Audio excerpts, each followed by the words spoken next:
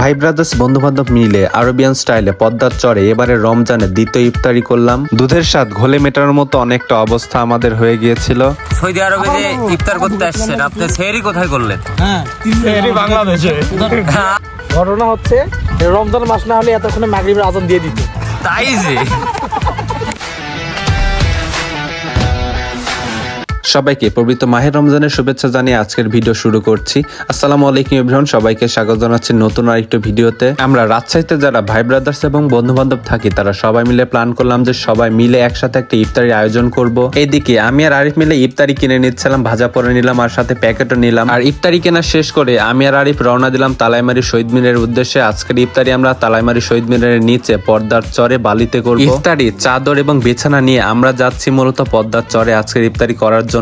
আর এই টাইমটাতে কিন্তু পদ্মার পাড়ে খুব সুন্দর একটা সূর্য দেখা যায়, খুব সুন্দর একটা পরিবেশ। খুব বেশি দূরে যাব না, তাই সবাই মিলে ঠিক করলাম যে এইখানে আমাদের ইফতারিগুলো আমরা বসে সাজিয়ে নিই। তো চাদর এবং বিছানাগুলো পেরে আমরা বসে গেলাম এবং ইফতারি সাজানো শুরু করে দিলাম। আর রাজীব ভাইয়ের শরবত বানানোর হাত কিন্তু খুবই ভালো, রাজীব ভাই খুব ভালো শরবত বানাতে পারে, তাই শরবত বানানোর দায়িত্বটা রাজীব ভাইয়ের কাছেই পড়লো। সৌদি আরবে যে ইফতার করতে আসছেন, আপনি সেহরি কোথায় করলেন? সেহরি বাংলাদেশে। আর বাসার ভাই খুবই মজার একটা মানুষ, সব সময় তার কথা এবং জোকস দিয়ে আমাদের মাতিয়ে রাখে, কখনো আমাদের বোরিং লাগতেই দেয় না। রমজান মাস না হলে এতক্ষণে মাগরিবের আজান দিয়ে দিত।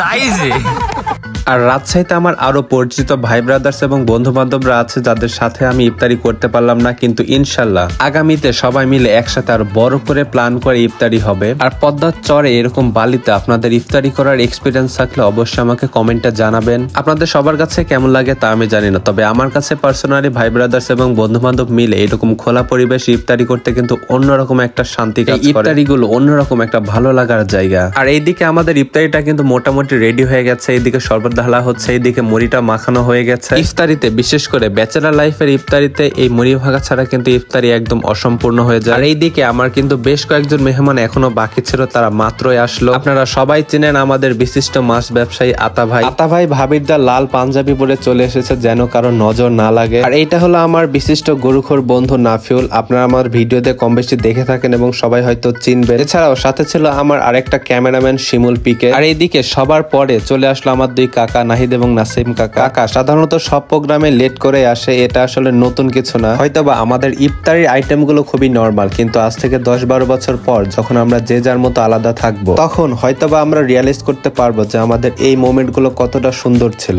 একসাথে সবাই মিলে ইফতারি করার মজাই আলাদা। হয়তোবা তখন আমরা এই মোমেন্ট গুলো, এই মেমোরি গুলো অনেক অনেক মিস করবো। তো যাই হোক, এইদিকে ইফতারের সময় হয়ে গেল আর আমরা ইফতারি সেরে নিলাম। আসুন আমরা সবাই আমাদের পরিবার, আত্মীয় স্বজন, বন্ধু বান্ধব এবং আশেপাশে মানুষজনের সাথে এই ইফতারি আনন্দটা ভাগাভাগি করে নিই। আর এই ছিল আজকের ভিডিওটি কেমন লাগলো অবশ্যই আমাকে জানাবেন। Till the next video, tata, bye bye.